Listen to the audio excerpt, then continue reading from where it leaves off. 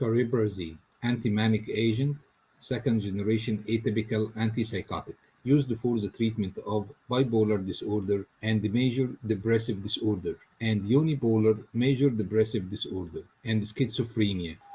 Mechanism of action: cariprazine is a second generation antipsychotic which displays partial agonist activity at dopamine 2 and serotonin 5-HT1A receptors, and antagonist activity at the serotonin 5-HT2A receptors.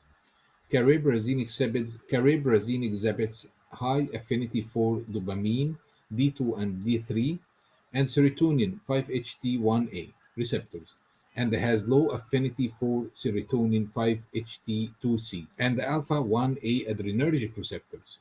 Cariprazine functions as an antagonist for 5-HT2B high affinity and 5-HT2A receptors, moderate affinity, binds to histamine H1 receptors, and has no affinity for the muscarinic or cholinergic receptors.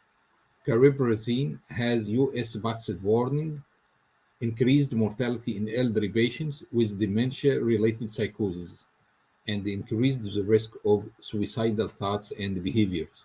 Adverse reactions: nausea, extrapyramidal reactions, headache, and insomnia. Onset of action of oral preparation for the treatment of bipolar disorder. For acute mania, initial effects may be observed within days of the treatment, with continued improvements over 1 to 2 weeks. When it comes to bipolar disorders, the initial effects may be observed within the first week of the treatment, and the improvement continues through 6 weeks. For unipolar major depressive disorders, initial effects may be observed within 1 week, and improvements continue over 6 to 12 weeks. Finally, for the schizophrenia, initial effects may be observed within 1 to 2 weeks of the treatment, and improvements continue through 4 to 6 weeks. Cariprazine half-life is 2 to 4 days.